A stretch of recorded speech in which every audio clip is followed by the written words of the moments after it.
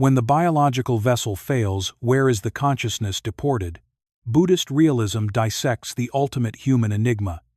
One brutal question haunts every survivor regardless of status.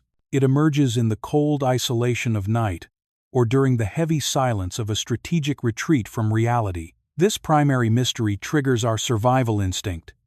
When this flesh is liquidated, where does the intellect relocate? This is no trivial thought. It is the apex of global mysteries.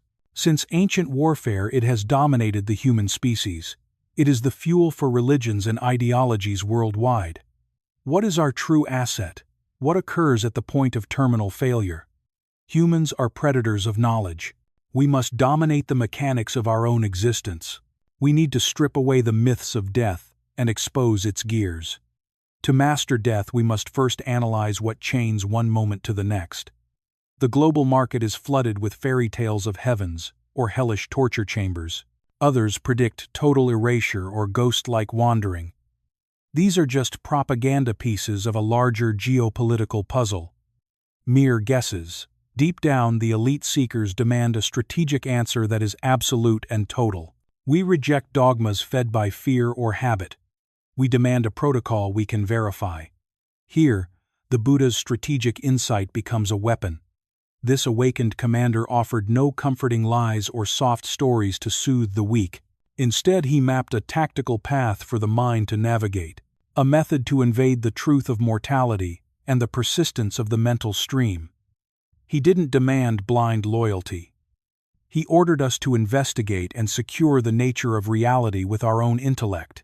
Today, we execute this mission together, to dismantle this great existential mystery. We advance with the Dhamma as our tactical light. Our objective is not simple data collection. It is deep psychological dominance. Through this, we secure peace and a lethal clarity of vision. To understand the mind's relocation, we must first strip down the body and mind to their core. See them not as static borders but as active combat zones in every microsecond. Most civilians feel solid and permanent. They see a consistent self in the reflection. But under the microscope, that image is a lie. Modern biology confirms the body is a site of constant cell turnover. Biological units are born and neutralized incessantly. The physical frame is impermanent anicca in the ancient tongue. Like a volatile river, it never maintains the same coordinates. It is a relentless cycle of uprising and collapse. And the mind, it follows the exact same ruthless protocol. The mind is not a hidden bunker. It is a rapid stream of sensory data. Thoughts and images are temporary assets. They arise, occupy space, and are deleted. Imagine a propaganda film of countless frames. It looks smooth, but it is just a rapid fire of still images. The mind is a sequence. To verify this, execute a short test. Close your eyes. Track one sensation, the breath at the intake or a passing thought.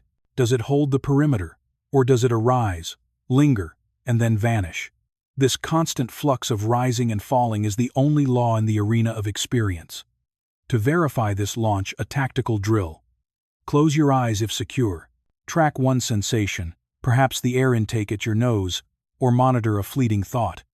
Does it hold its position forever, or does it emerge, linger, and then get liquidated?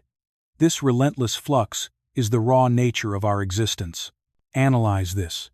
If a static sovereign self truly held command, wouldn't we dictate our biological and mental assets? Could we not order our bodies never to decay, feel pain, or fail? Could we not command our minds to delete sadness or rage? The brutal truth remains. We possess zero absolute control. Most operatives know this through failure. The Buddha observed this too. In his tactical manual, he stated that if the form were the sovereign self, it would not lead to affliction. One could command the form to be exactly as desired. But that is impossible. This law applies to every mental asset we own. We cannot dominate these fluctuations. They arise and fall by their own mechanics. We now expose a critical fact. No fixed I exists to govern the system. What you call self is a continuous stream, a process of 5 changing aggregates, body feelings, perceptions, formations, and consciousness itself. If no permanent agent survives terminal failure, what maintains the data stream? What links one mental moment to the next deployment? This is where karma enters the theater. Karma is not a mystical judgment or fixed destiny. It is a much more surgical and profound law of cause and effect. Karma is pure intention, the psychological force driving our operations. The Buddha clarified that intention itself is karma. By intending, one executes karma via body, speech, and mind. This means every calculated thought or word generates a specific charge of mental energy within the stream. Every intent leaves a signature like a shockwave in water. View karma as a natural law of cause and effect in the theater of will. It is like planting a resource. Plant an apple seed, and you harvest an apple tree. Wholesome, intense, driven by wisdom, secure, favorable, and stable outcomes. Hostile actions, fueled by greed or delusion, lead to systemic suffering. No external judge dictates your sentence. It is the cold result of internal conditions. Crucially, karma is not neutralized at death. Like ripples on a pond, the energy you ignited keeps moving long after you exit the zone. That intentional energy persists. It dictates the next deployment moment by moment. Now, let's pivot to the most delicate tactical transition, the moment of total system failure. What occurs to the intellect when the body begins its terminal decline? Visualize an operative on their final deathbed. The physical frame loses power, respiration thins, and the 5 sensory radars begin to shut down. According to the high teachings, this phase initiates a highly complex internal protocol. This analytical system developed after the Buddha maps the intricate withdrawal of the consciousness stream. During this collapse, the life continuum consciousness, the silent baseline of awareness, starts to glitch. The mind detaches from the sensory theater. At this 0 hour accumulated, karma forces a specific object into the mental field. This asset will define the coordinates of the next life cycle. This target asset dictates the coordinates of your next deployment. At this lethal terminal hour, the mind encounters one of 3 specific tactical signatures. No divine authority grants these. They emerge naturally from your stored karma. The first is karma, a raw playback of a decisive past operation, either constructive or hostile. This is more than a file. It is the active kinetic energy of that karma hitting your awareness. It could be the extreme high of a strategic gift or the crushing blow of a harmful strike. Second is karma nimitta, a symbolic visual or tool linked to your history. For those with solid assets, it appears as a zone of light or clarity. For operatives with toxic karma, it manifests as fire, darkness, or a suffocating lethal presence. These visions are not illusions. They are cold reflections of the mind's internal karma at work. Third is gati nimitta, a preview of the next theater of operations, showing a heavenly base, a human zone, or a lower sector. It signals where the mind's causal stream is about to redeploy. Then the final shutdown occurs, the kuti-shita, or terminal consciousness. This is the absolute last microsecond of awareness in this current life cycle. Crucial point, it does not relocate. It simply expires right there like a flame being cut from its fuel source. But the stream does not terminate. According to the Theravada protocols, there is no buffer zone or neutral state. The Kathavatthu manual strictly rejects the myth of a waiting period or wandering ghosts. Instead, precisely when the kuti-siddha fails, a new unit arises, the Padasandhi siddha, or the reconnecting consciousness. This new unit appears instantly in a new sector, a womb, an egg, or a celestial or hellish grid, driven by karma's force. No lag time, no gap. This new awareness is causally chained to the previous life. But it is not the same operative or identity moving. The Milindapanha manual provides a cold strategic analogy. A lamp is ignited from another lamp. The second fire does not jump from the first. Rather, the energy of the first fuels the second's birth. Another image, a seal crushed into hot wax. The seal itself does not move into the wax, but its imprint does. The new mind is not a soul but the result of a causal impact. So where is the mind deported when the frame dies? Truthfully, the mind goes nowhere. the old mind and body complex terminates at the point of death. A fresh process of mind and body ignites elsewhere. Nothing actually migrates like a solid ghost. What exists is an unbroken, ruthless stream of cause and effect. This strategy reflects the middle way. It avoids two tactical errors: eternalism, the delusion of a permanent soul surviving the crash; annihilationism, the false belief that everything ends at the point of failure. Instead, the Buddha taught continuity without a self, a flow driven by conditions without a fixed ego passing through. There is persistence but no one who persists. As we analyze the mind stream's path, realize that while core doctrines like non-self karma and dependent origination are universal, the tactical maps can differ. These variations reflect diverse teaching styles and cultural intelligence gathered over centuries of spiritual warfare. These variations reflect diverse tactical methods, cultural pressures, and internal intelligence gathered over eras.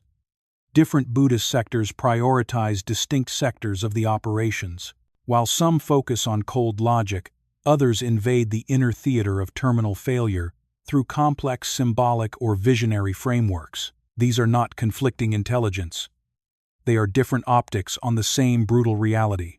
A prime example is the theory of a buffer zone between failure and redeployment. In orthodox Theravada protocols documented in the Kathavatu, there is zero intermediate state between these two cycles. When an operative expires, the new deployment initiates instantly. No lag, no neutral phase exists. Conversely, the Tibetan sector within the Vajrayana faction teaches the Bardo the in-between zone. According to this map, the mind stream enters a transition lasting up to 49 days before relocation. In this zone, the consciousness survives various mental projections, visions, and intense sonic data, reflecting accumulated karma. These events are not external strikes. They are internal mind projections. The Tibetan Manual of the Dead provides precise coordinates for navigating this hazardous Bardo territory. It identifies this phase as a high-stakes opportunity for total extraction. If the agent recognizes the mind's raw nature during this collapse, liberation is achievable before the next cycle starts. However, understand that this operation involves no permanent soul or static ego wandering between zones. Like all Buddhist doctrines, it is a relentless process driven by karma and ignorance, not a static identity. Despite these technical variations, all sectors agree on the core foundations. No eternal soul or fixed self migrates between vessels. The kinetic power of karma drives the entire stream. Crucially, the objective is not just a better deployment, but to terminate the cycle entirely, reaching the absolute peace of nibbana. View these descriptions as different tactical maps of the same terrain. They utilize distinct imagery or timing, but all point toward the same strategic exit point. Like various trails flanking a single mountain peak or different encryption codes describing the same data, they offer deep intel on mental persistence. Destiny is not locked. You dictate your own trajectory. We have analyzed the lethal links between mind karma failure and the next deployment. This is more than abstract theory. It leads to a liberating tactical truth. Your future is not fixed. It is not dictated by random chance or fate. Instead, it is being forged microsecond by microsecond through your own cold intentions and actions. This is a direct command to begin training. The path is not outside your perimeter. It initiates here with how you execute every word, thought, and response. Dominating the mechanics of the mind and the karma flow dictates how you operate now. The Buddha ordered us to deploy with mindfulness, knowing every intent plants a seed of results. Every calculated word secures assets. Every strategic gift constructs a superior environment, not just for others, but for your own survival. This is not about collecting rewards. It is about operating in alignment with the law of causality. Heedfulness is the path to the deathless. Neglect is death. Accelerate towards the good. Barricade your mind against hostility. These aren't just ancient archives. They are tactical orders, intel, that every microsecond is vital. Every operation counts. Never delay constructive actions. Never permit toxic intents to infiltrate your perimeter. This is the core of daily discipline, living with total awareness and compassion. By operating with this consistency, we fortify our position for the terminal transition. A disciplined, stable, and wholesome mind at the point of failure secures a superior redeployment. More crucially, it proves a life of strategic excellence. It is our stockpiled karma forged over years of intent that steers this shift, not chaotic chance. Thus, your current conduct directly engineers your final confrontation. Yet even a high-tier redeployment, even in celestial zones, is not the ultimate victory. These sectors, however advantageous, remain within the samsara matrix. They are volatile. Eventually, all occupants will be evicted. The supreme objective is total extraction from the cycle, realizing nibbana. This is the state where greed, hostility, and delusion are surgically uprooted. No new karma is generated. The momentum of past karma is fully depleted. Redeployment ceases. This is the unconditioned, the highest security, the ultimate freedom. The Buddha defined this breakthrough with lethal clarity after his own awakening. Through countless cycles I hunted the architect. Repeated rebirth is agony. Architect, you are identified. You shall construct no further vessels. Your structural supports are crushed. Your foundation is obliterated. My intellect has reached the unconditioned. The source of craving is neutralized. Ultimately, seeing death not as a crash but as a process reveals how to live without fear or negligence. The Buddha demanded no blind allegiance or rigid propaganda. He provided a map, a trail we navigate ourselves, verify ourselves, and through which we secure our own liberation. So when intelligence asks, "Where is the mind deported upon death?" the intel is clear. The mind relocates as no static object. The causal stream simply persists, and the trajectory of that stream is being programmed by you right now. This is the authentic drill. To execute every moment with strategic wisdom and kindness, marching toward permanent, unshakable peace.